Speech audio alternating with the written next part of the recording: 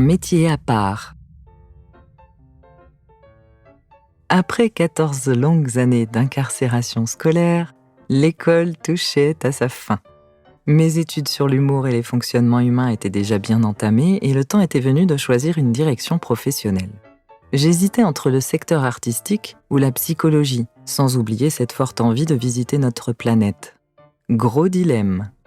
Tout ce qui touchait à l'art n'était pas reconnu comme un métier à part entière, et pour prétendre devenir une professionnelle des fonctionnements humains, il fallait encore poser ses fesses sur les bancs des établissements d'études supérieures.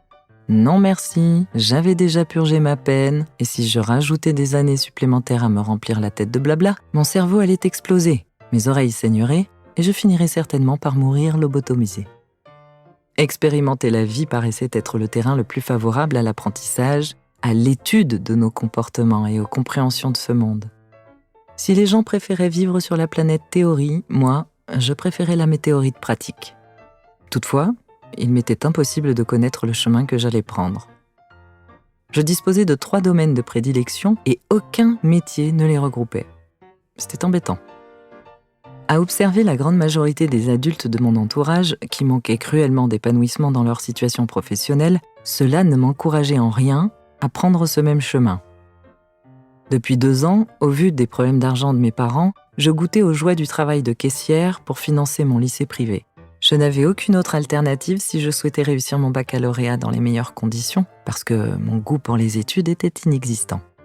Hôtesse de caisse n'allait clairement pas devenir une vocation, mais la vie allait m'orienter puisqu'un jour, dans la salle d'attente de mon médecin généraliste, je tombais sur un article qui indiquait les recrutements massifs du secteur aérien. Banco, j'avais trouvé. Une scène pour mes études d'artiste, un labo humain pour développer la finesse de la psychologie humaine et la possibilité de voyager. Une belle aubaine qui combinait mes 3 passions. Après avoir dégoté les financements nécessaires pour l'école, j'ai passé une expertise médicale digne des champions olympiques et j'ai obtenu ma licence de vol. D'après le langage aéronautique, j'allais donc faire partie de la communauté des volants, pendant que les rampants travailleraient sur Terre. Si je pensais arriver dans un contexte tranquille, c'était sans compter l'aspect ultra-militaire de l'école. Le moindre cheveu qui dépassait et la moindre seconde de retard engendraient un avertissement. Au bout du 3e carton rouge, notre carrière était terminée avant même d'avoir commencé. Si je trouvais cette rigidité un peu trop excessive, j'allais comprendre qu'elle n'était pas infligée au hasard, parce que nous allions évoluer dans un contexte suffisamment dangereux pour que la rigueur soit de mise et la formation des volants était des plus garnies. Tout y était, la sécurité, le sauvetage et le commercial. Nous apprenions à effectuer un accouchement en plein vol, faire une attelle avec de simples magazines ou comment survivre en haute montagne avec le minimum vital. Nous nous entraînions à éteindre de vrais feux avec une cagoule à oxygène dans de vraies carlingues et en conditions réelles. Nous devions également apprendre les fonctionnements d'un avion, tels que sa constitution, la météo, la pressurisation, les conditions d'un vol normal et en situation d'urgence. Dans le cas où l'un des pilotes se trouve dans l'incapacité de poursuivre, sait-on jamais. Tout ce que j'apprenais était excitant. La devise était « toujours paré à toute éventualité ». J'avais l'impression d'intégrer une agence d'espionnage et de m'entraîner pour la fin du monde. Il manquait uniquement le combat et on était bon.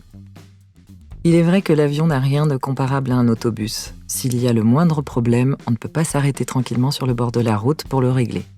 Pour survivre, nous avons plutôt intérêt à faire preuve d'anticipation, de précision, d'une fine cohésion d'équipe et à connaître les éléments de notre environnement sur le bout des doigts, parce qu'en situation d'urgence, les prises de décision devaient être rapides et efficaces. La marge d'erreur était très limitée, et là, pour le coup, nous étions extrêmement bien entraînés.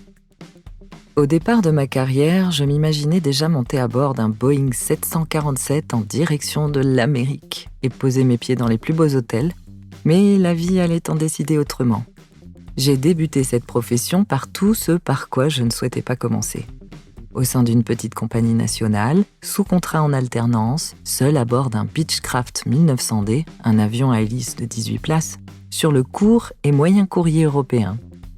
Si l'Amérique et les gros porteurs n'étaient pas disponibles pour l'aventure, j'allais toutefois évoluer dans un milieu professionnel qui jonglait adroitement avec le danger. J'embarquais dans un métier à part, et ça, c'était déjà toute une expédition.